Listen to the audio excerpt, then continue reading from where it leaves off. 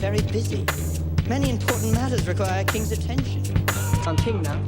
King now. I am king. I am king. I am... Kiss it. I am... Kiss it again when I return. Your fingers or your king doesn't Fingers. discuss Your battle plans with stupid Your girls. fingers or your tongue. I am the king.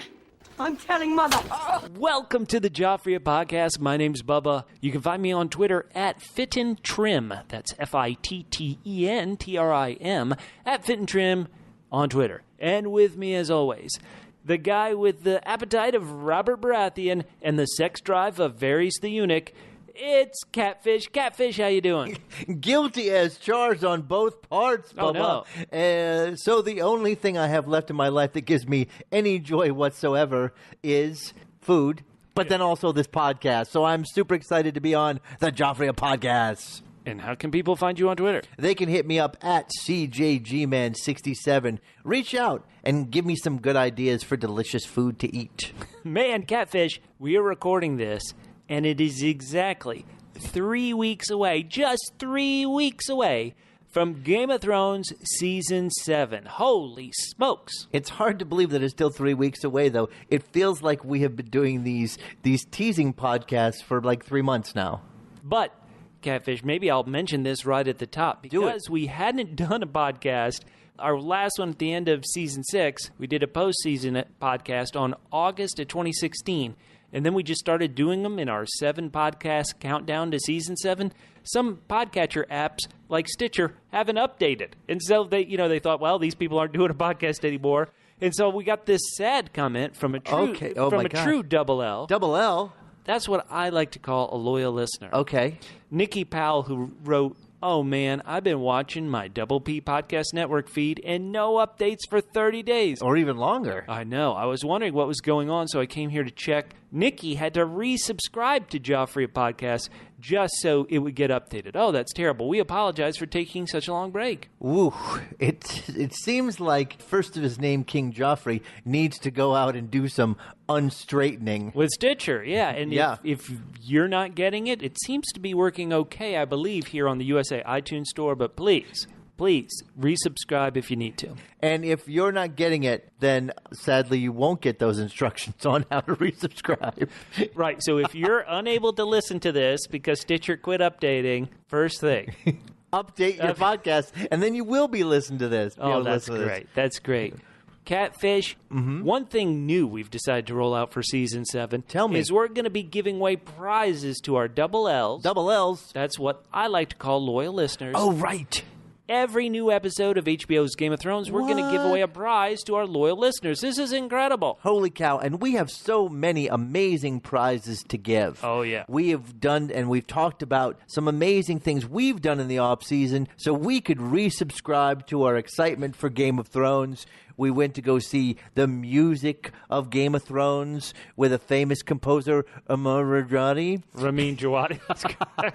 And we went to go see Thrones, the musical parody, which was great. Oh, yeah. And Bubba, I had my car cleaned this week professionally, and it turns out I also found a prize that we got for free from Thrones, the musical parody. Oh, man. So we have got, so from many these prizes. events, Yeah. which we went to, we got some prizes that you can only get at these events, but we are going to be passing them on to you because we, Triple L, love our loyal listeners. Our? Yeah, that's the hour silent. Oh, bro, here we go. So our grand prize for Season 7 is we're giving an autographed copy of A Game of Thrones, the first book in George R.R. Martin's A Song of Ice and Fire saga, autographed by George himself. We're giving that away to listeners. So listeners, you may be wondering after hearing about all these great prizes, what do you need to do to be eligible to win them? Well, it's simple. We're sick of promoting these podcasts ourselves. So we want you to be Double P. Double P. Podcast promoters. Oh, that makes sense. So when we release a new episode of the Joffrey Podcast, if you tweet out, hey, there's a new episode of hashtag Joffrey Podcast, or if Even better, we will be tweeting out about that it's there along with a link to it. So that's even better to retweet that. You can just retweet. It's simple. All you need to do is press a button. That's it. We also going to obviously post updates on our Facebook page. That's facebook.com/double P podcast. It's the word doubled, the single letter P, the word podcast. plural, facebook.com/Double P Podcast. So if you share that link on Facebook, you're eligible to enter that way. Or if you like that page, because if you had liked that page, you wouldn't have been stuck out in the cold like Nikki Powell, because when we post things to that page, you'll get a little notification. Woo-hoo. Hey, the Double P Podcast Network has got something fun for you. Something fun for your ears. Yeah. And hopefully for your funny bone. We got some great new members of the Unstraightener team. Oh, yeah. We got John Grasick, and I said that completely wrong, at It's Me, John G-I-I, but I like it because I feel like it's pronounced It's Me, John G. Oh, yeah. We also have Jesse Jordan and our good friend, Tory Hunter, who I believe is mandatory. Love him, love him. Yeah. We like Jesse Jordan because he is double J. I don't get, what do you mean? Jesse Jordan. Oh, okay. Or she. All right, that's a good point. Jesse's a good name for both ladies and gentlemen. Catfish today, on our 5th pregame podcast for Season 7, we have got what I like to call a double P. Double P? A packed podcast. What are we doing, Bubba? Well, our listeners love it when we break down the new Game of Thrones trailer, and they just released their second trailer. HBO released a second trailer for Season 7. So we are going to do our world-famous, our stand-bearer, frame-by-frame breakdown of the Game of Thrones Season 7 Trailer 2 today on the podcast. Quick question, Bubba. Yeah. What is HBO's idea behind putting out another one of these? They think someone either is on the fence about the show and they saw the first one and they're like, well, we gave them super tiny glimpses of a whole bunch of stuff, but maybe that didn't draw them in. Maybe we should give them more. I mean, at this point, it's almost just spoiling more for the people who want to watch it. Oh, yeah, these trailers. I think these trailers have a lot of spoilers, Catfish, but there's one thing HBO loves doing, and that's what I like to call double B. Double B. Building buzz. They're also doing what I like to call double P. You mean okay, wait, or pump priming. Whatever. Pump priming is fine, too. Either way, I'm not quite sure that it's necessary. No. But here it is. And so it's our job to do it. Thanks a lot, HBO. But Catfish, you just mentioned it. I apologize for interrupting you a bit there. These trailers, if you watch them closely, frame by frame like we do, there's a chance maybe you are getting spoiled because there are only 7 episodes this season. And speaking of spoiling. Yes? A year ago at this time. Yes. Actually, before this time, I'd gone on Reddit and I'd read this description of what turned out to be Battle of the Bastards. It told me everything that was going to happen in Battle of the Bastards. Because it's Reddit, I thought, well, it could just be something somebody made up. That episode ended up airing, and I was like, oh, wow, I knew almost everything that happened in this episode because of it. And so we went to Reddit, and we found a scene which it could be a real spoiler because it seems too good to be true. A scene that really seems too good to be true, with Daenerys and Tyrion and some other surprising characters. Right. Now, are you sure this came from Reddit? Because of all the characters listed, I don't see Pepe the Frog. We're going to have to see. I haven't read the whole thing. So what we're going to do, listeners, is we're going to present to you a potential spoiler scene that I would be very hesitant to share. But it's so accurate that I thought there's no way. It's amazingly written. That's what I thought. Amazingly written. You know, the other thing is, last year when there was only one trailer and we did the breakdown. Yeah. I think we kind of guessed how it was going to go down with the wildfire. Right. And I think we even guessed who was going to be the one activating the wildfire. Right. I thought it'd be Joffrey because he's so hot. He is. Whereas I thought Joffrey's still going to hold off a little bit, let his enemies fight each other, let Syria and Russia fight each other, and then we'll just fight the scraps that are left. Oh boy, it's the best, most logical plan. I'm telling Mother. And so, Catfish, we're actually going to get to that Reddit scene first. So let's just dive in. Oh, amazing. And so we found this on Reddit. Have your spoiler ears listen. I wonder if this is going to be as accurate because it seems, once again, too good to be true. And so, just so you know, it seems to be set up. It's possibly going to be in the first episode because it finds Daenerys and Team Daenerys on their way to Westeros. Oh, okay, great. Well, I'm excited to hear what happens with her. So we're just going to read it then. Yeah, we'll take you there. Let's do it.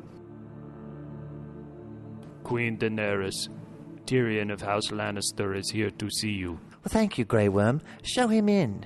Your Highness, I have a surprise for you. Oh, you know I hate surprises, especially from you. The last time you said you had a surprise for me, you showed me that little grey worm you keep in your pocket. That wasn't a worm, Your Highness, and I apologize for my behavior. I'd been drinking. Grey Worm agree. Grey Worm was not in his pocket. You're always drinking, imp. That's the only decent excuse you have for your accent. But that's no excuse for showing me a pet that I can barely see from 2 feet away. No, Your Highness. I didn't say it was a pet. I said I wanted you to pet it. What? Are you telling me that you showed me what I like to call your Dothraki blood rider? Huh? More like a dud rider, am I right? You are right. Did you see what I did there? Grey Worm saw. Yes, Your Highness. Very hilarious. Yes, well, if you ever show it to me again, evil Uncle Tyrion, I will knock that gold filling out of your tooth, melt it down, and give your dud rider the crown of gold treatment that my brother got. You understand? Yes, Your Highness. And I'll still have enough gold left over to buy you a dialect coach. Now, what's the surprise you have for me? Well, Your Grace, Sir Jorah has returned to us. Sir Friendzone here. Now, we're on a boat sailing to Westeros. He got on board when we were stock supplies in Volantis. That guy never gives up. Doesn't he know that if he was the last man on Earth, that I'd still rather be with Arya transformed as Walder Frey? Oh well, where is he? Over there, Your Highness. Behind that huge rock. Actually, Your Highness, the thing that does indeed look like a huge rock is actually Sir Jorah. It's the worst case of grayscale I've ever seen. He's always been hard when he's around me, but this is taking it to an extreme. I guess I can't call him Double B anymore. Double B? Yes, that's a little thing I like to say when I describe Sir Jorah. Blue balls. Well, Your Highness, you could still call him Double B. Double B? Yes, I use Double B when I want to say boulder-like balls. But isn't that BLB? Well, the L is silent in this case. You idiot! An L is never silent. Just like you. Try it just this once, imp. Grey Worm, where are you going? Grey Worm have open mic spot on Lido deck. Grey Worm, we are going to invade Westeros. This isn't a cruise ship. 7 hells. Sir Jorah, come over here. Your Grace, I believe I may have just ossified in my final position. I've been turned into a clump of rocks. I'm not sure I can walk over there. Fine, I'll come. Sweet merciful gods, yes. To you. Sir Jorah, are you not even going to bow? If only I could get my rocks off, Your Grace. Been dreaming of that, I bet. Never mind. Why have you returned, Sir Jorah? Khaleesi, I've heard tell of yet another wise, powerful, and amazing good-looking monarch that is gathering forces to take over Westeros. As soon as I heard, at first I ran, and then when I could no longer run, I walked. When I could no longer walk, I finally had my body towed here by various double Bs. Double Bs? Burden beasts. Yes, beasts of burdens, to make my way back to warn you, Khaleesi. Has this supposedly good-looking monarch had a parade of powerless or broken-down old suitors that I have? Has this supposedly wise monarch freed slaves and then waited a really long time to punish the slave masters and thus tacitly encourage rebellion of the rich, as I have? Has this supposedly powerful monarch been barely able to keep it together even with the aid of 3 frightening and mythical beasts by their side, like me? No, Khaleesi. All he's done is turned an impressive array of forces from King's Landing with the judicious use of wildfire. Unimpressive. He's enforced moral principles throughout both feline and female members of the community. Boring. And he destroyed almost all of his enemies by faking his own death and letting them kill each other. Loser. He's also harder than I am. Go on. With what force of double F's, ferocious fighters, double E's, earnest eunuchs, and double B's, broken beasts, has he done this? With none of them, Khaleesi. Just force of his own will. Well, how old is this ruler? It took me 3 years to tame 2 small cities with my forces. Your Majesty, he's just a few years younger than you. Well, we shall see about this. We shall march to meet this supposedly impressive leader. What is his name? King Joffrey, my grace. first of his name. First in my heart. Ridiculous. The only good names are names with two vowels right next to each other. Imp, let's go. Are you coming? Joining us, Sir Jorah? Sir Jorah, I asked if you're joining us. Damn it, Jorah, you and your stiff upper lip. His lower lip is also quite stiff, Your Grace. I can no longer move, Khaleesi. As you wish, Sir Jorah. Imp, find some dynamite and relieve Double D of his worries. Double D? Detonated disciple. Good one, Your Majesty. That's how you do it, Imp. All right, Lido Deck members. Everyone enjoying this 14-month cruise from Marine to Westeros? Yeah, it's great. Hey, let's give a nice round of applause to a guy who's trying out his stand-up routine for the very first time. Give it up for Grey Worm. Grey Worm, thank you. Thank you. Grey Worm tell joke. Did you ever notice how bosses never know what employees really think? My boss, she say, it is time to invade Westeros. And Grey Worm say, finally, you have been dragging me around Essos for 6 seasons. Get it? The word dragon sounds much like word dragging.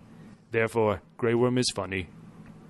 Grey Worm old boss, Krasnies. Krasnies have no sense of humor. No, he never laugh. Not even after Queen Daenerys brought him to a roast. Get it? Grey Worm joke funny because Krasnies was horribly roasted alive and is now dead. Grey Worm have other jokes. Grey Worm noticed that men and women are different. Lovely woman, Missandei. Very lovely. She not have penis, while Grey Worm... Wait for it. Wait for it. Think about joke. Joke will be funny when you think about it. Grey Worm tell Uncle Tyrion joke. Lord Tyrion tell this joke. Evil Uncle Tyrion once brought a jackass and Honeycomb into a brothel. The whoremaster said, get that sticky ass out of here, and the donkey has to go too. New choice. The whoremaster say, I've had plenty of guests ask to lick my ass. This is the first time they've asked for the ass to lick me. New choice. The whoremaster say, evil Uncle Tyrion, you stupid. You should have brought rooster, not honey, if you want another cock in your ass. Think about it. Grey Worm joke about Uncle Tyrion. Thank you. Grey Worm will be here all week because it is a boat and Grey Worm cannot swim. Good night. Wow, Catfish. It was like I'm seeing season 7 play out right in front of me. I mean, I just have to assume that is actually a real scene. Because what do we have? We have an inkling right that Joffrey is going to get together with Daenerys. Oh, I've had that since I read the first book. Right, and then we have the return of Jorah and paying off that storyline. It totally paid off. And then we have... Yeah. You know, at this point, it feels like everything's kind of building to a head. There's a lot of pressure on everything. And what I like is they kind of threw us a curveball here with Grey Worm telling jokes. Well, they set it up in season 6 where Tyrion, Missandei, and Grey Worm were telling jokes around the table. Mm-hmm. And so this new career for him taking off, it's a bit like maybe they're trying to hop on Showtime success with I'm Dying Up Here, another series about a stand-up comedian. Right. And well, why not get boobs and swords and blood and also some jokes? Why not? I love it. Personally, this makes me more excited for Grey Worm's storyline from here on out. I hope there's more about Grey Worm. Right. Well, Catfish, this scene was so long on Reddit that I think we need to hold off because there's a deeper spoiler for a later episode that's also on Reddit. Okay, great. That maybe we'll do on next week's podcast. Oh, I love it. Okay, all right. Because it is deep in the weeds. Man, we are very proud to be able to bring you this material. Many important matters require King's attention. There's something that the Double L's loyal listeners love even more than the spoiled scenes that we give them. I can't imagine that there's anything more. I mean, the work that we put into these, doing the voices, just so proud. Right. You know, I literally had to join SAG-AFTRA to be able to do this for our listeners. But I thought it was worth it. I completely agree. There's nothing like throwing down $2,500 plus to join a union that says that you care about this podcast. Nothing says it like that. Nothing at all. Now, Catfish, it is time to get to this second Season 7 trailer. Let me just ask you real quickly, which did you like the best? Did you like the first one the best, or did you like the second one the best? Well, I'm going to say I liked the first one the best. I did too. Yeah. Because that's the one that I saw. Now, Catfish, one thing we always like to do, when we break it down frame by frame, which nobody else is brave enough to do, as we mentioned on the last Frame by Frame Breakdown podcast, this was kind of our own insight into so many people online saying they were going to do a frame by frame analysis, but not individually looking at each frame like we do. They were totally kind of looking at shot by shot, and composition first of all, by composition. We look at frame by frame. Can we sue them? This is the land of the free. Of course we can sue this. This is a Joffrey podcast copywritten bit, the frame by frame breakdown. Yeah. And so, Catfish, do we need to go through our customary instructions of how many frames we're going to be looking at today? We are. Okay. We are going to be doing it. Let's do now, it. as far as I know, that's a good caveat. Is 2 minutes and 2 seconds long. All right, sure. Okay, so as we all know, Yeah. a minute has 30 seconds in it. And so... Wait a minute. Seconds. How do we always mess this up? Let's how can we possibly... Sorry. Okay, so a minute has 60 seconds in it. So this is 122 seconds. Right, okay. Times. Now, the latest claim that you've made is that it's 30 frames a second. The American television. Yes, and we're watching so that this is off of HBO. 3,666 frames. And we'll be looking at each individual frame. And I know that you've already picked out one that is your favorite. Well, Catfish, because we always get into such trouble about this. Yes? What I did is, now we normally review these off HBO, off my DVR. I tape HBO, and then we watch it off the DVR. Right. But just That's because fancy. I want to get granular with this. As we should. I went to YouTube. Are you going to subframes? Yes. I went to YouTube, and I downloaded the 720p version of the trailer. Okay, great. Does that affect how many frames it is? Well, it gets a bit tricky, yes. So I took that trailer into Adobe Premiere, and then I created a new sequence with the exact same settings. So therefore, if it had the same settings as the clip, as the YouTube trailer, it would have the exact same number of frames. 3,660. I exported it, but then I cut off YouTube gobbledygook at the end of it. Okay. And so we are actually only going to be looking at 2,711. So I cut off some of the nonsense at the end that is in the YouTube trailer. Are you sure that this doesn't mean that it's more like 24 frames per second, as I'd said before? We'll be doing the math through this breakdown. So this is trailer 2. Because if, as you're well aware, that... I've never been aware. Yeah. Is that if it was 24 where did you get the time length of where did you get the time length of the trailer from? Yes, it could have been YouTube. There you go. All right, so here we go.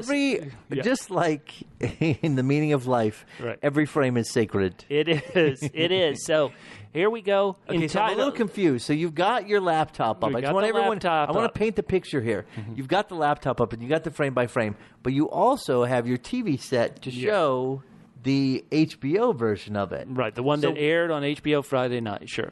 So which one are we going to refer to? Well, we're going to refer to both, but I wanted the laptop up because then we could actually count we could say which frame we were specifically looking at. Which frame is your actual favorite frame? People at home who've exported it by frames will know exactly what frame we're talking about. All right, so I just want to look at your laptop here. Now, the HBO logo on there from the... Well, hold on. Let's talk about it. So let's talk about frame... When I exported it, it's frame 1, or as it got titled, frame 0000. So it is the HBO logo in white on a black frame. Now, what does that tell you, Catfish? That this show is going to be on HBO? Sure, but because of the darkness, the long night, it's on black, so I think of the long night. And then I see the HBO in white, and I think the White Walkers are coming. So that is frame 1. Maybe it's a warning the White Walkers are coming from people who pirate it. Pirate HBO. All right, now let's look at frame 2. It's also a black screen and also HBO in white. Now, what does that make you think of? Well, HBO in white makes me think of snow. Winter is coming. The title of the trailer is Winter is Here. But, I mean, what does it make you think of as opposed to the first frame? Totally Like, different what's your stuff. opinion? Totally Yeah, different okay, stuff. right, Now, right, because right. it's on a black frame, who wears black? The Night's Watch. I'm thinking Snow, Night's True. Watch. Okay, now let's look at the third frame, Okay. which is also HBO logo in white on a black frame. Now, what does that frame make you think of? Okay, so white, most of the cast is white. I think about how HBO got it. needs some diversity in this Game of Thrones cast. And then the black background in this, it makes me think of death. And so many characters are going to die this season on Game of Okay, Thrones. wow, great. Now, the fourth frame, What's in that one? it's also HBO in white. Okay, now what does that frame make you think of? Okay, so white. Remember, a white raven would show up to announce the changing of the season. So it's like Oh, it's like this is season 7. this is season 7, right?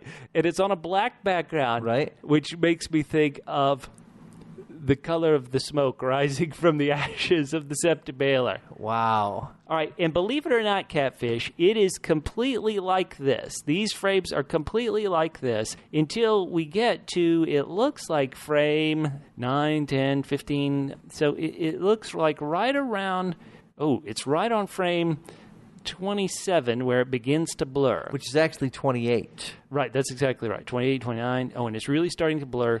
It's just going away. At frame 40, you can still kind of see it's HBO, but still very blurry. That would be like Samuel Tarly without his glasses. I don't think you can really tell what it is until frame 43, where it is just kind of blob of white. Now, what does this make me think of? Tell me. The fog. Remember how the fog rolls in when the evil whites attack? And the blurriness makes me think of Beric Dondarrion because he's wearing an eye patch. Oh, right. That's funny because I was feeling the same thing, but when I got to the next frame, Yeah. I was thinking... Frame 41. Yeah. right. 44. Of Melisandre's Smoke Baby Yes. going totally. through the night. Love it. Yeah. But then when I got to the next frame, Yeah. I thought of something completely different. Oh, no. What was that? Well, Frame 45 I we're just at thought now. about taking a nap because it was so dark and things were Full of fuzzy. terror, yeah. Yeah. Now, it's on frame 46, where suddenly you can still see a bit of the HBO blur in the middle of the screen, but we see Sansa Stark Oh, yeah. with the new red-haired wig. Can you tell that's a wig and that this, for the first time ever, actress Sophie Turner didn't dye her hair red? She What's wrong with actually is her? wearing... her commitment to the role is weaker this season, I guess. I guess they can't do it without her, so she's like, you're going to have to put up with whatever you put up with. Right, stick a wig on me. Number one, can you tell that's a wig? Yes or no?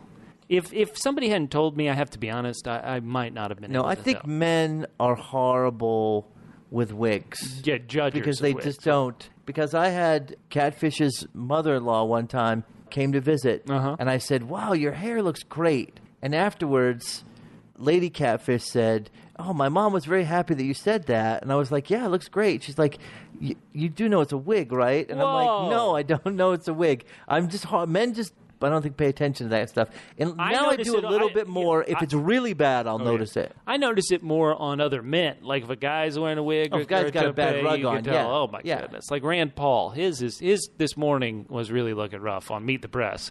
It should have been Don't Meet the Press. Cause I mean, women do so much cool stuff with their hair all the time that, Yeah. like, I'm willing to believe more like that's real hair. Oh, okay. Now, Sansa Stark, Sophie Turner, maybe she didn't dye her hair red because this is her last season on the show. What? Just throwing out an idea. Here she is. I wonder if you read that on Reddit, because Reddit is really focused on red hair. Oh, good point. Yeah. It's not called Blonde It. But she's here in what we assume is by the heart tree, the weirwood tree there in Winterfell, which has the face carved into it, which we've seen since the very beginning of the show. And she is walking away from it. And as we just... Now, I just wondered, do you think that ever the tree got drunk and woke up with a drawing of a penis on its face? Right. Like somebody just etched a penis right in next to his face? You'd be like, these damn dirty northerners. Yeah. Now, she keeps walking away. What's interesting is she's a bit dressed in black, Catfish, don't you think? Like, has she started wearing black after she had that meeting and seemingly joined Team Littlefinger way back in the end of season 4. She wore that black outfit. This reminds me that in this kingdom of Westeros, people haven't quite gotten the idea of how to blend into their environment. No. You know, white would make them look less like something edible. But perhaps, Catfish, the idea is that she wants to stand out. She wants the eyes on her because she thinks she should be queen in the North rather than this crazy old bastard brother, Jon Snow. Right, but I mean, the men at the wall, they all wear black. It's called, taking the black.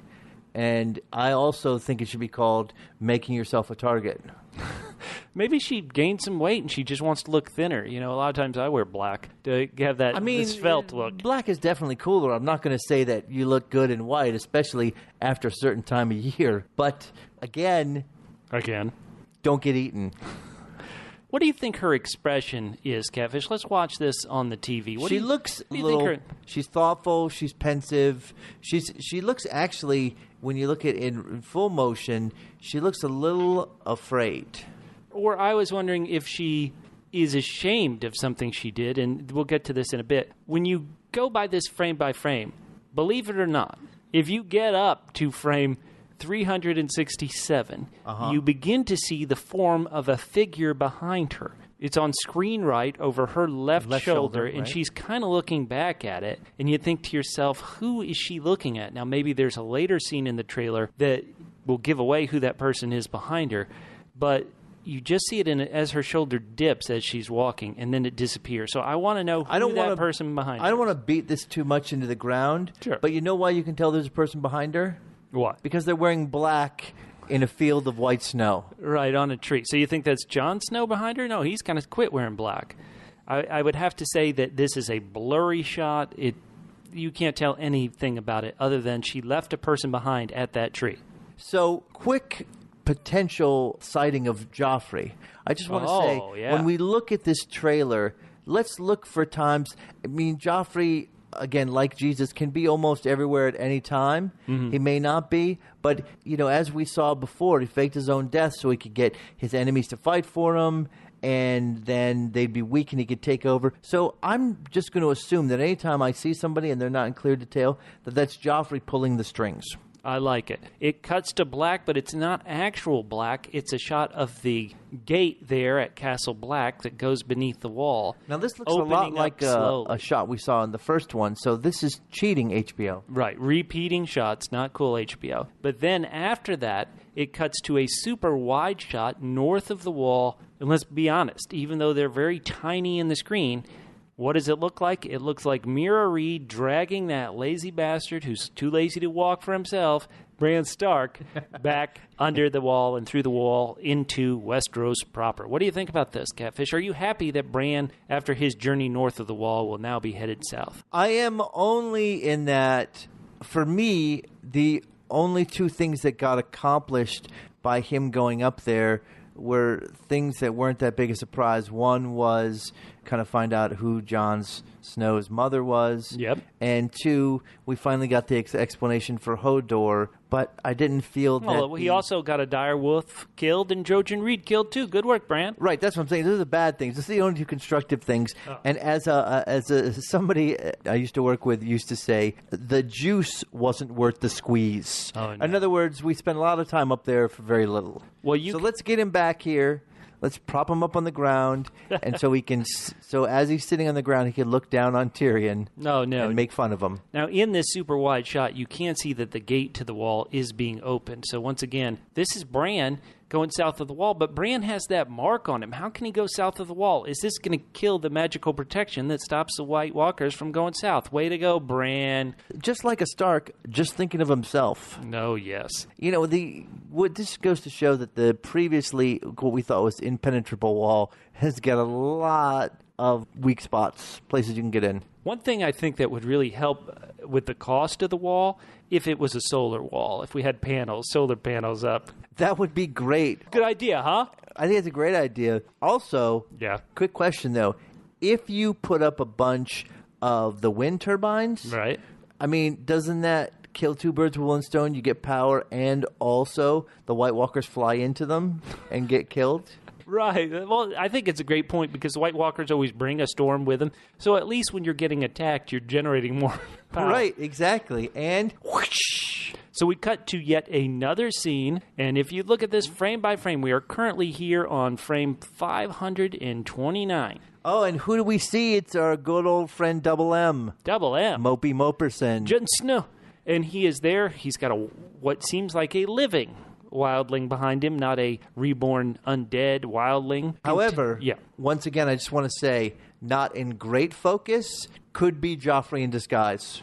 Well, there's a character. Boy, if you look at this on each individual frame, once again here at 529, you can see that the shoulder of somebody on screen right to Jon Snow's left, who's much taller than him, so that narrows it down to everybody on Earth. And then as well, as you forward on these frames, you're going to see that there is yet another person just barely appearing on frame left. This is Jon Snow with a group of people. A lot of people want to predict this is north of the wall because of just how snowy and rugged this terrain looks. Mountainous. But who's to say? First of all, I'm the one to say that one of those people is Joffrey in disguise. Okay, you called it first. You know, Bubba, I'm starting to think I like the second trailer better because there's just so much more Joffrey He could in be it. anywhere. Well, if you love trying to find Joffrey, look at the next shot. It's of, we assume, King's Landing, because we can see the Red Keep way in the distance. We see the Gold Cloaks, the City Watch. They are bringing people through the city. There are Lannister banners hanging. And it looks a bit like a parade. Look at all these people staring and watching. This would have been filmed in Spain, though, not Dubrovnik. They did film some things in Dubrovnik this off-season, the place which served as King's Landing in Seasons 2 through Season 5 and Season 6, and apparently in Season 7, they just barely filmed any there. One thing I have to be honest, and I love Game of Thrones, I've never thought they've ever gotten the Red Keep, that's the name of the castle there, and Castle of the Seven Kingdoms there, on the show to ever look especially great. What do you think of it here in this visual effects shot, Catfish? It looks pretty good to me, mostly because I'm just looking through the faces in the crowd, and I'm thinking, where in the world is Joffrey Baratheon? Well, this next shot, Catfish, in the trailer, I think you're going to really love. It is His Grace's mother, Queen Cersei. She looks very stern. She's in a dark room, but it's not so dark that in the bottom left-hand corner, I see a chaos. You see a chaos? Yes, well, chaos is what Littlefinger and I like to refer to as ladders. So there is a chaos right there in the corner as Cersei is turning around to look at someone. You say chaos. Tell me when I go too far with this, but sure. I see Joffrey disguised as a ladder. You mean as a chaos? Yeah. Okay. Yeah. He is an agent of order, actually. That's a good point. So where do you think Cersei is? She's in a cave. It feels like, she's somewhere dark, maybe the black cells where they kept evil traitors like Ned Stark. Except it seems a lot taller than that. It seems like a real cave area. Could she be down in the dungeon area? Or could she be in the caverns where the wildfire blew up and said, I just wanted to come see how Lancel's doing? He's like, wow, I created a lot more real estate down here. It's a lot roomier than it used to be. We fade up. And boy, they love showing this table. I keep saying that I want this table at my place. In the books, it's known as the nowhere painted table. To put a cup where it doesn't fall over. However, they spent probably spent a lot of money on the table, so they want to show it. Yeah, and when Stannis left Dragonstone, they were like, well, we've got to come up with get somebody back to Dragonstone so we can show off this damn table that we built. And I got to give them credit, though, at least for when they come to the table part, even though they are taking up just a very little time, they're showing us almost absolutely nothing. There's no story information there. Well, we're on frame 730, and it's now, you can see once again, we saw the table, but now we're following, and it's Daenerys. And what do you think about her wig? Now that I feel like we got to talk everything, Cersei was wearing a wig. Now the actress who plays Daenerys is wearing a wig that's all done up in braids. I have to be honest, I went back and watched some previous seasons. Yeah. And sometimes this wig that they make Emilia Clarke wear, sometimes it is actually pretty rough because she is a natural brunette. I think Cersei's a natural brunette. I think the problem is that even if it was real hair, it'd be difficult because it is such an unnatural white. You know what I mean? It's not blonde, it's like white. So it's hard to make that look real. Well, let me tell you, my grandparents make it look real all the time, white hair. Well, yeah, okay. But for a young person, I mean, I'm not sure when this turned into WW Fest. Double W. Yeah, wig wondering. The next scene is of a lovely coast, and we see a couple of boats on this coast. And if you zoom in on the frame, I can see 1, 2, 3, 4, 5, 6 people in this specific shot. And Okay, numbering them 1 to 6 from the left to the right. Give me the highest percentage who you think, which one of them is Joffrey? Oh, boy. Well, he would be the only one who isn't kind of dragging one of the boats. So it looks like there might be a couple of boats there, at least 2 there. And Joffrey, he's the king. He wouldn't be dragging one. So I'm going to bet all my money on the figure on the far left side. Right, that kind of feels like he's leading the way, which is the way Joffrey likes to lead, from the front. Amen. Amen indeed. So we get to frame, let's look at our counter here. It's 823, and we see evil Arya Stark. She is there. She's got her sword needle.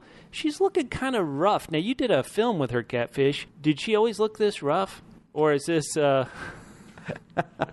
mean, no, the character. No, she's a lovely person in real life. I mean, Maisie Williams. I'm just saying, look at her. And a lot of people have said from this look on her face, is it possible she is seeing Winterfell for the first time since season 1? I think that's, I suppose, a possibility in this shot. In the very bottom right-hand corner, you can see some trees that seemingly have leaves on them, so I don't know. But what do you think's happening in the shot of Arya on this horse, Catfish? She does look a little stunned and dazed. Mm-hmm. If she looked just a little bit more agog, I guess, I would say she was definitely looking at Joffrey. Okay. But maybe she's just thinking of Joffrey, which is why she's not totally stunned, aghast, and just... Right. Well, her jaw has dropped, but not the full way. That's a good point. Exactly. All right, Catfish, this is a very important frame. We get to frame 867. It's over the shoulder of Jaime Lannister. A couple of interesting things about this. We have heard from the Game of Thrones production diary that HBO doesn't like a lens flare. But in this shot, because Jaime is marching and it seems somewhere where a lot of sun, this camera lens is totally being hit with lens flare. And wherever he is marching, there is a dead body down in the bottom left-hand corner of the screen. And it looks like he's wearing kind of a gray coat. Yeah, Catfish, what do you think? I think it's Joffrey pretending to be dead. To surprise his uncle, or who some people think is his father, Jaime Lannister? Yeah, exactly. To confront him. You know, a lot of people think that just Joffrey is just heroic and strong and he goes straight into battle, which is true. Right. But what a lot of people don't realize is Joffrey has kind of a little bit of a trickier side to him. People think that he's always just upstanding and noble and brave, but he is all those things, but also has a little bit of the trickster in him.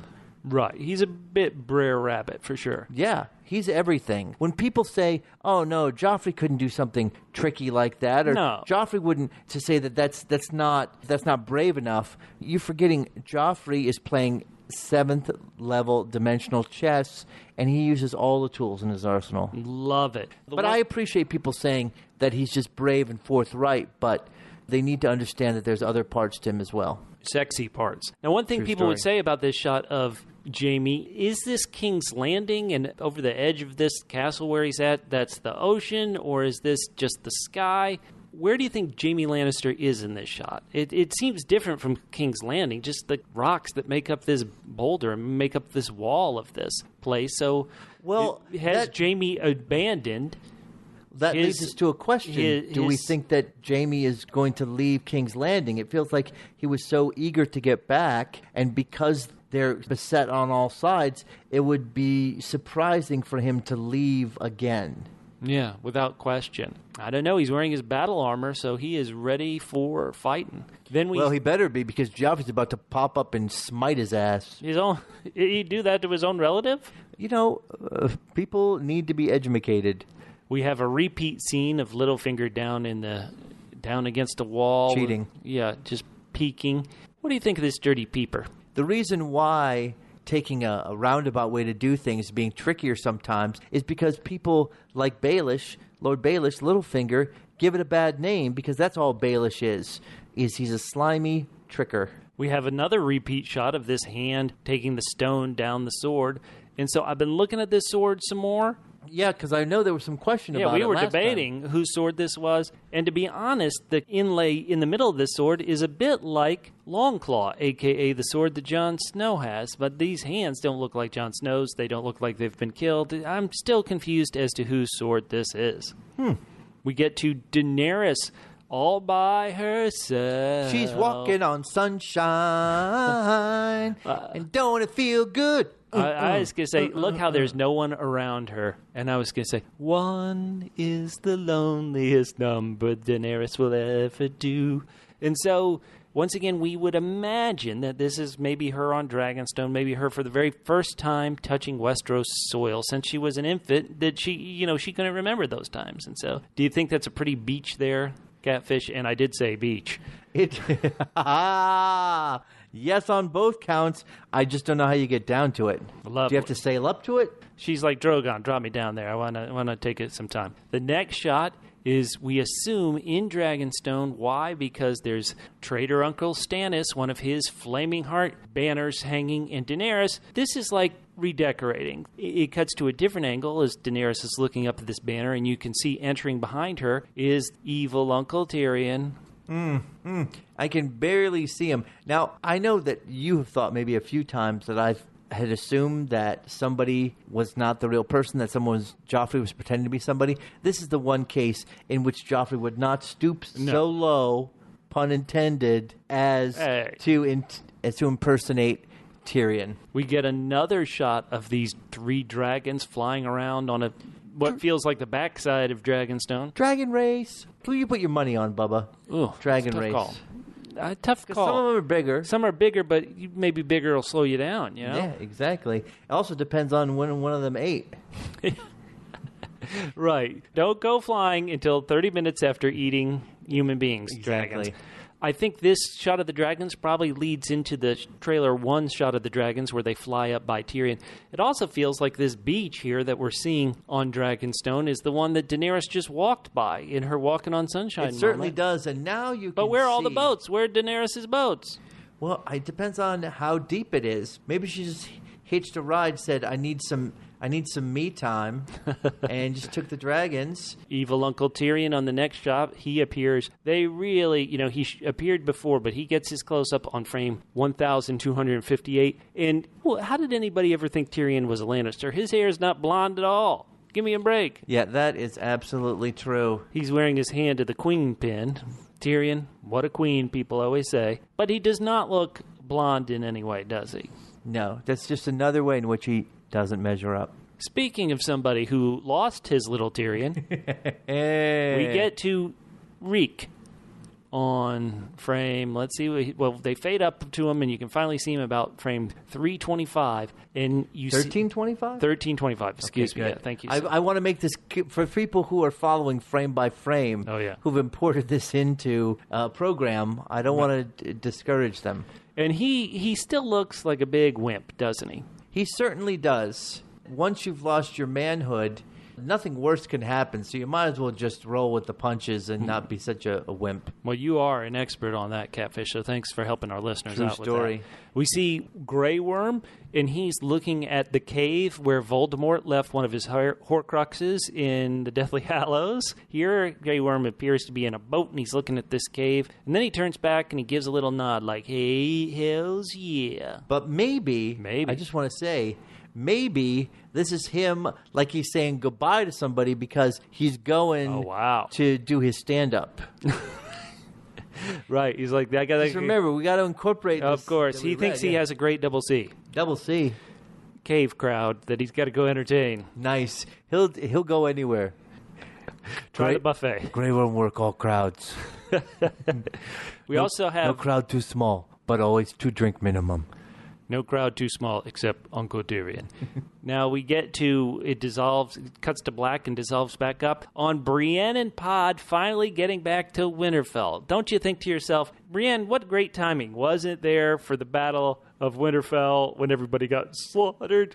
She just shows up and goes, oh, how'd you guys do in that big battle where you could have used me? Oh, well, here I am. Way to go, Brienne.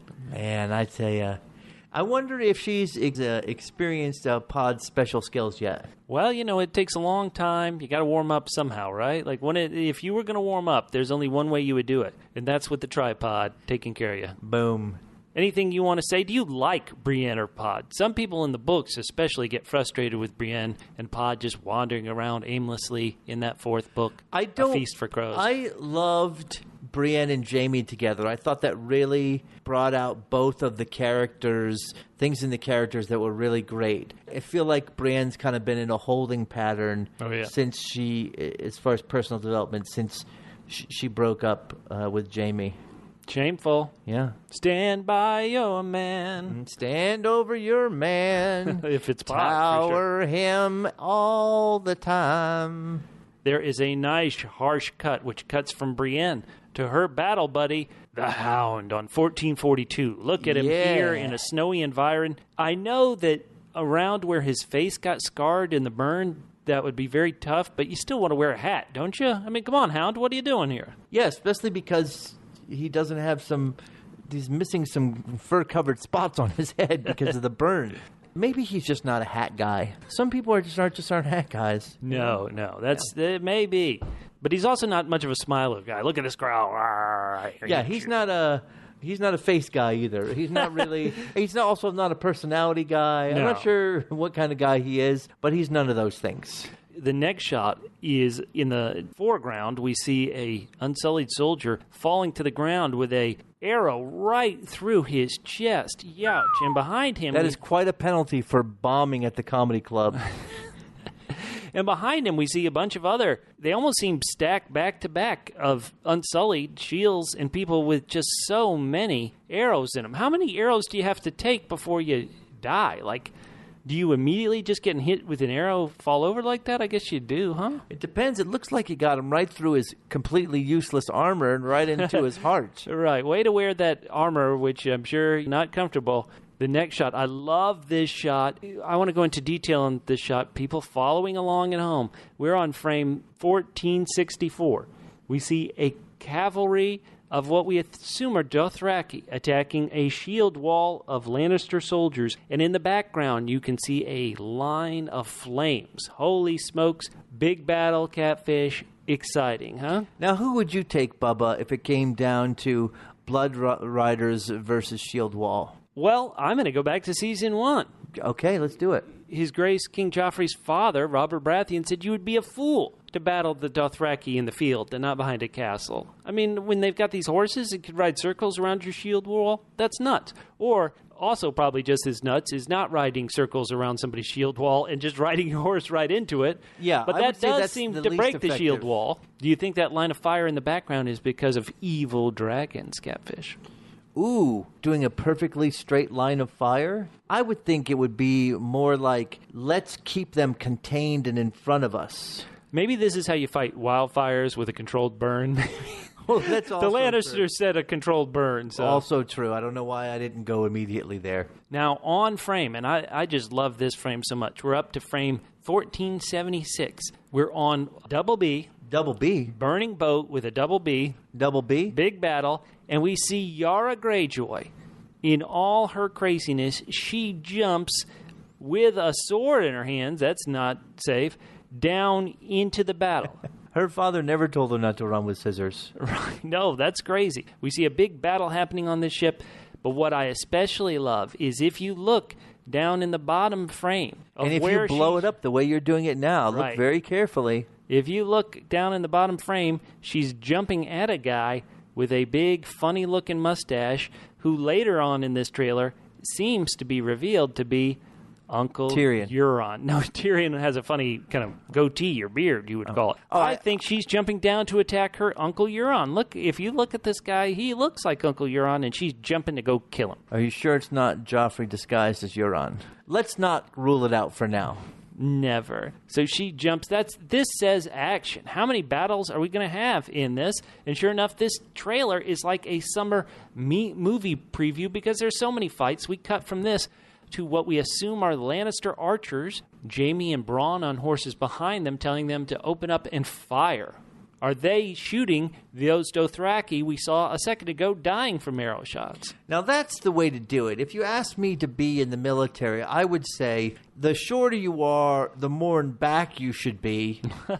I would like to be in the very last row of archers. Basically, there's only 10 feet between you and Jaime and Bronn. Right, and to be behind them if you're Jaime and Bronn, that shows that you got a good position. Let me stand behind the archers. Absolutely. But that's what I'm saying. But if you weren't brought up rich with a foo-foo lifestyle, the second best place to be is only 10 feet in front of Jaime and Bronn. No, for sure. Now, in the distance of this shot, you can see what looks like wagon pulling a bale of hay, probably to feed all the horses. You also see what looks like a carriage. Latrine. It's a latrine. A porta potty. A long line for the latrine. And all those soldiers. Look at all those soldiers in the waiting distance. to use a latrine. Just think, if this show had this kind of budget and this kind of money back in season 1, all the things they could have shown us. In fact, one of the things they might have been able to show us is this incredible neck shot, a flock of ravens or crows. Do you know what the difference between a raven or a crow is, Catfish? Good PR? Yeah, I honestly think that is. I don't think there is a difference between what they're called. But we see this flock of ravens, and I think, it is tough to tell, but I think they are flying over the army of the undead. Look at that. Oh, man. Maybe they're expecting some carrion. Although I'll say this. Yeah. If you were the kind of animal that sort of feasts on the leavings of other animals, which birds are known to do. Oh, yeah. They come and pick the rest when the larger animal is done. It doesn't seem like there's much for the ravens because the dead people just come back. You think they get a few snacks in before they reanimate? Or maybe they eat them as the dead march. They're like, let me have a nibble on this dead guy's neck. Right, but then the dead guy's coming right back. Right. That's my problem. So the guy wakes back up and he's like, I feel like, what happened to my neck? I mentioned on Twitter that even though there isn't a great correlation, to me, this feels like the Eagles, I believe they were called in Lord of the Rings. I never read the books, but I saw the movies. You know how the Eagles would always be the Deus Ex Machina, which would come in and save people, and I wonder if these crows are coming in to save some human beings. And it cuts to our good friend, the Night King, looking up. And is it possible he's looking up at these birds and just thinking to himself, oh, great. Here's something else I got to worry about. I just want to put this out there. Let's hear it. Okay? If you were to come up with a plan to take over the world and you say, look, people are fighting amongst each other. Yeah. Even if I conquer them, even if I fake my own death and I let them fight each other and then I conquer them, there's still going to be a lot of trouble because they're all thinking about themselves. What would be the smartest way to unite everybody is pretend there's an existential threat to the kingdom, to everybody. So what you do is, when you're a very young child, like 4 or 5, you start a rumor about White Walkers, and you gather people to go up there. Love it. And then you fake your own death, and then you pretend to be what's called this Night's King, and you wear a scary mask, and then it turns out that the Night's King is actually Joffrey in disguise. Whoa. This is admittedly our second version of the Night's King. We had one guy who was there when he turned the baby, who played the Night King when he turned Craster's baby in season 4, and then the Night King at Hardhome. He was replaced by a different actor. You mean he was replaced by Jack Gleason? Oh, that would explain it. They wanted someone to look more like Jack Gleason, who plays Joffrey. Love it. We also see a shot of Bran sleeping with his eyes open. Way to go, Bran. Nice to go. We see his teenage acne. Shameful. And now, who is that standing away from us in camera? It feels like they have a big beard but a bald spot. Yeah. Is this the person, because guess what color they're wearing, Catfish? Is this the person that Sansa was walking away from that appeared over Sansa's shoulder at the very first action shot? Right, Joffrey. Well, Joffrey wouldn't have a bald spot. That would be an incredible disguise if it was Joffrey. It's Joffrey. Are you sure Joffrey isn't disguised as Bran? Well, this also, let's just be honest, this implies Bran is back at Winterfell. Well, that's a double W. Hello, Mr. Fancy Pants. Winterfell wheelchair. Sorry, I had my own joke. No, I couldn't feed into yours. So we did our Double B book bitchin' segment about Bran a couple of weeks ago, and once again, Bran, how can he help? Maybe he can send these crows. I thought it was a quadruple B. What do you mean? Book bitchin' about Bran. Book bitchin' about Bran. So let's get to what some people, it's not mine, but everybody's favorite shot in this trailer. It starts at 1594. It's our good old boy BD. Beric Dondarrion totally lighting up his sword, and it just looks great. He's wearing a mink coat, which is, a fashion faux pas nowadays. Right? But, he's got his trendy eye patch on. Right, girls like scars. It's just a Chicks great dig shot. scars. Then we have, and I've said this before actually in these pregame podcasts, I don't think they ever make boats look believable in the Game of Thrones. They have an incredible effects budget, but these boats never, in my opinion, look especially believable. They do, but it's not like... Basically, what we're talking about is almost every episode, they're doing a modern remake of Sinbad. And if you watch true. Sinbad, the old Sinbad, I think it was the Harryhausen? Harryhausen? Yeah, who did all the for that. That was very fake. I mean, it's the kind of thing where, like, I'm just impressed enough to see it. Okay. I mean, how much big a budget do you want? They can't have a movie-sized budget for each want episode. a movie-sized budget. I look at this, and I look at the wide shot of all the ships. They have this beautiful, looks like gold kraken on the prow of each ship. But it also looks like they have one ship model, and they just duplicated it for all these times. And the ships, when it cuts around, the ships appear to be, why do I even say appear? The ships are sailing in to Blackwater Bay and King's Landing. Why in the world would either Theon and or Euron sail up to King's Landing where Queen Cersei rules? Well, I can tell you why Euron would. Let's hear it.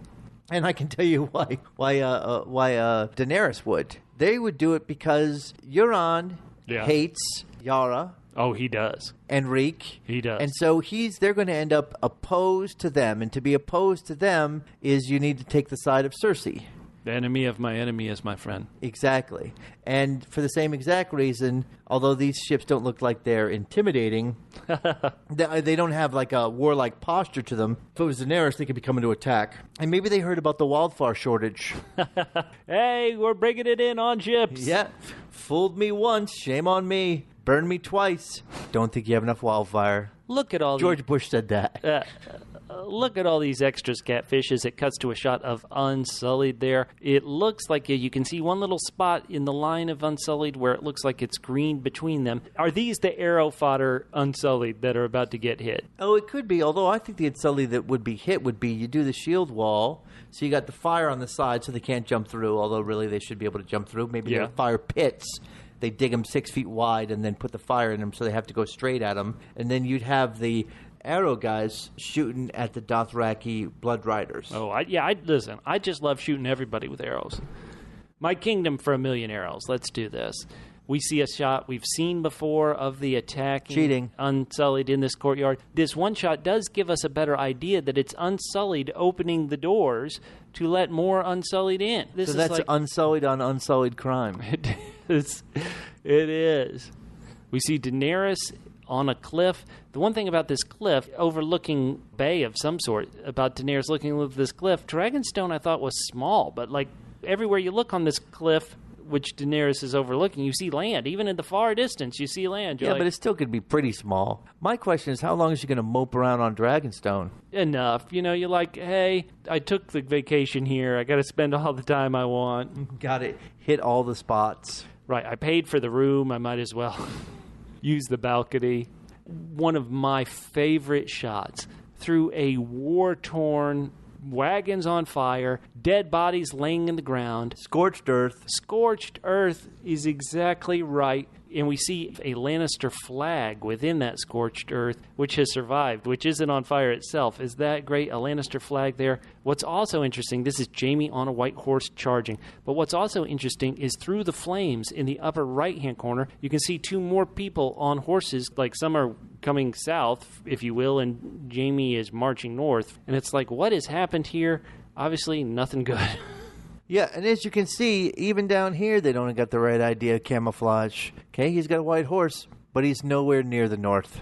No, he's also not wearing a helmet, but it's like he's jousting. What does Jaime think he's doing? And let me throw out a crazy idea if you can't figure out what Jaime thinks he's doing. I think he's a solo man with a plan. He's just going to go everywhere by himself. Right, I'm just going to stab something. But okay, what do we know Jaime might have? Jaime, since His Grace King Joffrey faked his death, who's using Joffrey's Valyrian steel sword? Would Jaime now have that sword? And if Jaime was about to joust with something, wouldn't you want the sharpest blade you could have, a Valyrian steel sword? And then let me go even crazier. could Valyrian steel pierce a dragon? What if this is a charge by Jaime? At a dragon? Well, he looks effing PO'd. You'd have to be PO'd to charge a dragon, so I'm just saying. You'd have to be out of your effing gourd to charge a dragon. Well, which do you think is crazier? Trying to stab a dragon from a horse with a Valyrian steel sword, or having sex with your sister? I still think it's the dragon. I'm sorry. The twin sister, Catfish. I'm sorry. We got to listen. Yeah. When you try to stab a dragon with a sword, that's hashtag losing. When you have sex with your twin sister, that's hashtag twinning. We see a shot of a ship getting hit with a fireball. It seems to blow up something on the ship, and we see dead bodies laying around. There's a stairwell, and none of those is Joffrey. No. Are you kidding? Of course not. This is just action-packed. This is like a summer blockbuster trailer. We see Tormund about to swing his blade and knock somebody out real good. We get another money shot. Money shot. Look at that shot, Catfish, of a dragon flying over a Dothraki horde charging. I see this and I just think to myself, what a bunch of wimps. They're not going to charge if they don't have a dragon. These Dothraki wimps. My only concern is this. Yeah? The dragons breathe fire. Pretty much you agree that most of what comes out of a dragon is on fire, right? That's what I've always known it to be. So what if a dragon is flying above you and it takes a flaming crap on you? I mean, couldn't it be dangerous to be right underneath the dragon? What if it gets hungry and it's like, God, I've flown all this way. Oh, some horses right here. Just a little snack. Little snack. Is that, we have zoomed in on it, Catfish, is that... You can see a very, when you look very close, when you're able to import it the way Bubba did, freeze these frames and blow them up, you can see a very small figure that shows you how big Drogon has gotten. That's insane. It's a very small, you can see it super close over the corner, and it looks like that is Joffrey riding Drogon. Am I wrong? Right, Catfish on Twitter at CJGman67 and let him know. It cuts to everybody's favorite Greyjoy siblings, Yara and Theon, as they are looking up. You see some couple of people behind them. They don't look happy, do they? They don't, and they also look like... Yara could really use some moisturizer on her neck. They're either watching fireworks or something on fire. So this could be they're looking up at their ships being lit on fire. Oh, man. By Joffrey. The way it's cut, it makes you think that because we see a fireball. You wouldn't think this is a dragon would spit a fireball, maybe cough up a fireball, but whatever this fireball is, it's coming down and it's hitting their sail, their Greyjoy sail. Not good. If you're on a sailboat, you need the sail. Youch. However, it's better for you if you're off the boat and watching it rather than on the boat and experiencing it. So at least there's that. They need to look on the bright side. Oh, well, it's totally bright from all that fire. Exactly. We see a shot of three men crossing a bridge from one boat to another. Love boat battles. Believe we did get a little bit of boat bridging on the last trailer as well. Yeah, but this is a better shot of it. Such a big fan. We see another look at the Lannister shield wall. Bubba, where are we in the frame count? Well, let's get past the Lannister shield wall as they put their spears up and they're ready to attack. And let's get to frame 1933. Frame 1933. It was a very good frame. It was a very good frame. And this is another money shot. What I love about this is when you have this zooming capability, you can see Jon Snow up on this boulder kind of surrounded by people, and directly behind him, it's hard to see, but directly behind him you can see it's Tormund there. It's Tormund with his beard. Or Joffrey dressed as Tormund. Man, that would be a really good disguise. I mean, Joffrey is the Night's King, but he's also able to warp to places and he's putting all the pieces in motion. What did I tell you? 7-dimensional chess. We see a guy swinging that flaming sword. It's tough to tell if that's Beric or not, swinging the flaming sword, because they've got some sort of hood. There's a chance it might actually be Thoros of Myr swinging that flaming sword, but they are in a battle, you assume, against a lot of the undead. Not good, Jon Snow. Not good in any way. Shot of my girlfriend, Missandei, putting her head up against Grey Worm. That romance which has captivated no one. And she kisses him. We see Tyrion look around, and ain't nobody going to kiss this guy. Ain't nobody going to kiss evil Uncle Tyrion. Not with that ugly scar face and that non-blonde hair. No, and amazingly enough, Yeah.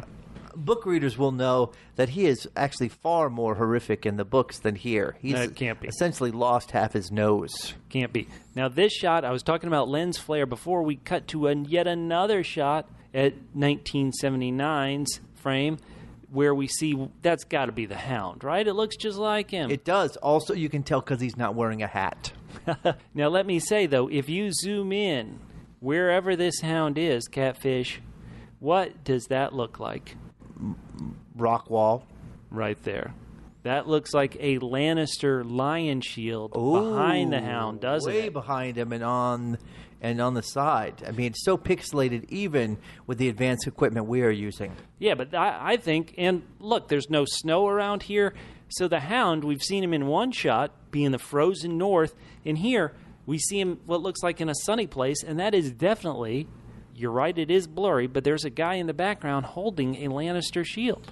Well, this can only mean one thing to me, and that is we might get our very expected and hoped for Double B. Double B. Brother Battle. Brother Battle. The Hound in the Hound Mountain. in the Mountain. Oh, man. Sir Franken. Gregor. We have Jon Snow in Davos, and they also look like they're in a place with no snow. Why are these guys getting out of the snow? Well, because, as I said, stupidly, they're like, what we have to do before we fight the White Walkers is we've got to go and kill a bunch of other people who could possibly fight us against the White Walkers so they can agree who's the boss. Stupid Stark, stupid Snow. We cut to what are my favorite Scooby-Doo White Walker as he swings his ice blade. And this guy he's fighting, I'm going to call it, I think that's Jon Snow too. I think that's Jon Snow he's fighting. Oh, where he I was going to say, I think the White Walker is Tormund's twin brother. He's like, hey, Tormund, how you doing, bro? But he swings and the guy misses. We have a shot. How big of a sword do you think that is It's that a the big White blade. Walker's holding? That is like 5 feet long. I don't even know how you get that thing around. How do you get that through doors? Well, you're right. You're like, okay, guys, let's go into the cave and get out of this winter. Okay, now, so here's what's happening in this one is... All right, so guys, remember before when I said at home, right? they set up the firewall, the fire pit, so they could try to get Dothraki to come straight at them? Yeah, we're at frame Now- 2020. We see a wall of flame and Dothraki riders riding. This can't be possible. You Now can't I ride a think horse you're through a wall of flame. What's going on here? You can if you're Dothraki. You just believe. Look, they all took the Tony Robbins course so they could walk on embers. So I think that's part of that. They put the firewall up to say, okay, we're going to have them come exactly this way. They can't sneak around us This to the is back. crazy. But the Dothraki say, me do what me like do. How could you train a horse to run through a firewall like that? Crazy. Ridiculous. What you do is you make them like it. We have a shot on a beach in a boat and somebody walking away from the boat, walking towards the ocean and just collapsing down like a big wimp. There are so many options for this, but it does look a bit like our boy Reek. Don't you think? Yeah, it's clear that when you collapse like that, I mean, that's a guy without balls. You don't have balls to help keep you upright. My next shot, we're getting to it. Here it is, my favorite shot in the entire trailer. Oh, Catfish. I'm so excited we made it. 2059. Tell everybody who we're looking at right now.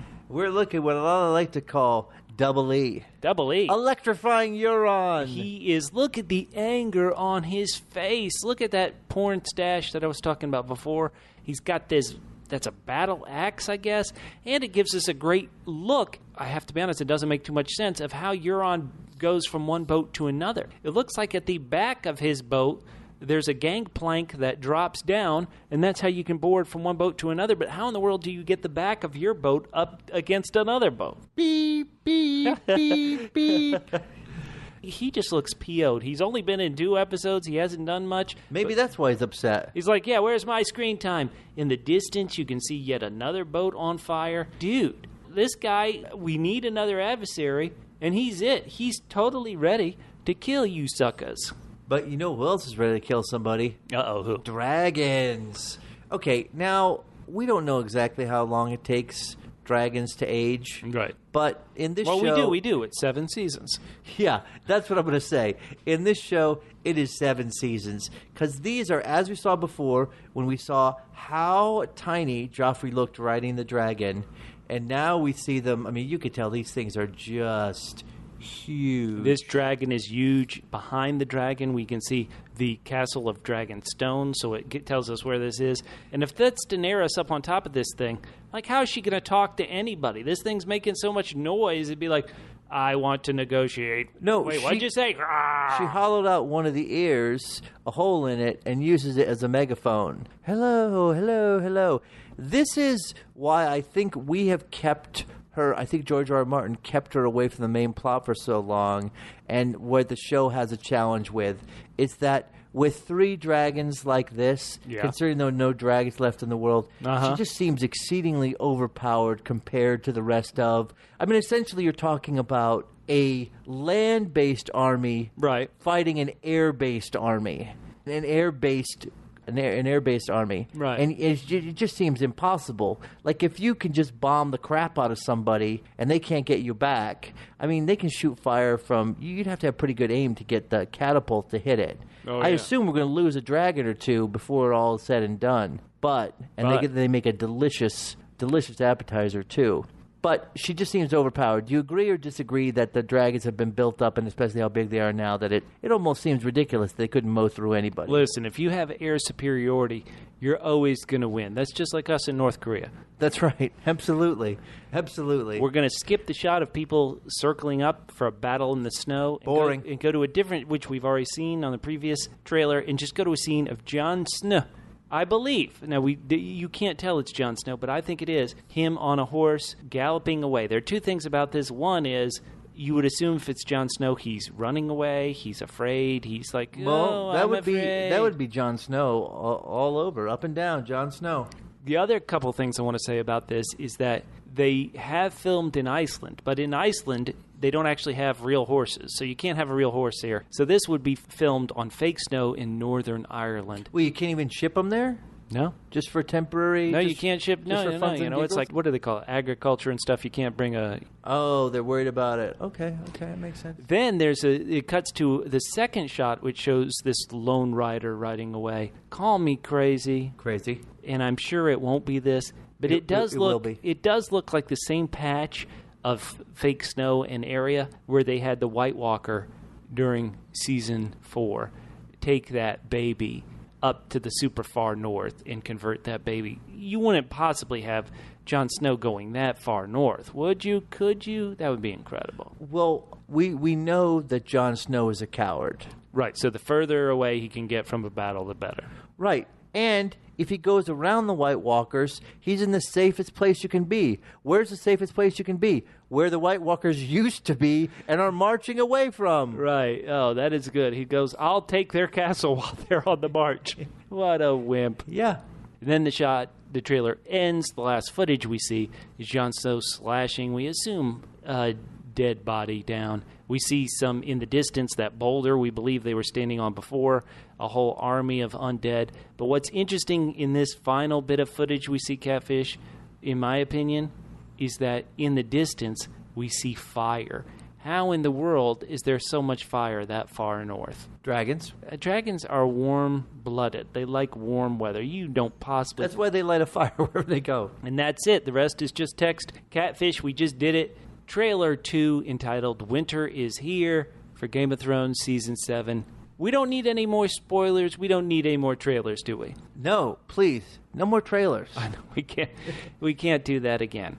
King now. So, Catfish, it is time to end this podcast, and we've done it all, so I guess it's time to just sign off. We don't have to do anything. Oh, no, that's not true, Bubba. Wait, what? People will cry their little hearts out if we don't present them with what we always do, what do you mean? Which is our Joffrey of the Week. Oh. Listen, Bubba, no matter where you stand in America or the world is a tricky place these days, and there's a lot to get downhearted about. And so it's our responsibility every week to remind people that there are people in this world that are examples, shining examples of humanity, so much so that they remind us of our Lord and King Joffrey. So every week, no matter what, no matter how dark things seem to be, we scour the world for people who represent the values of Joffrey, and we present them as our Joffrey of the Week. So, Bubba,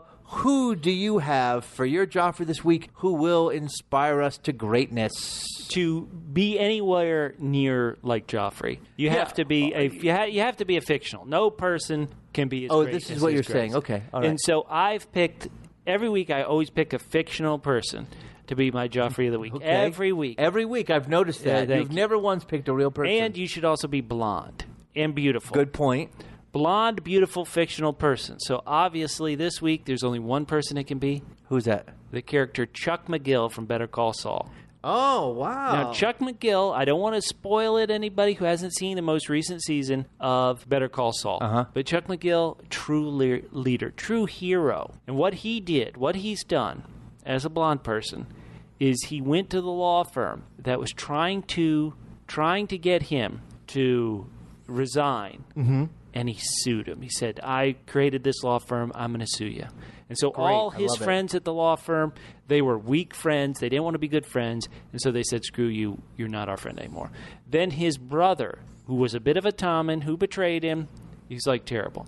And so Chuck McGill, I don't want to spoil it, but like King Joffrey, faked his death to go catch the real usurpers. Wow, that's amazing. And so next season on Better Call Saul, Chuck McGill is the usurpers are going down. I love it. I'm excited. Chuck McGill, my Joffrey of the week. Now, that's a great one, and you're right that really you almost need a fictional character to embody a lot of Joffrey. Yeah. But I do feel like, and I'm not running you down at all. I'm saying is I like to present real people because then it gives our listeners, our double L's. Oh, yeah. Okay, them. Our loyal listeners, a chance to aspire to be like this person. So they don't represent all of Joffrey. No. But this week, I'm also selecting someone who's blonde. Whoa. And that is Kellyanne Conroy. Now, well, what you about say, Kellyanne Conway?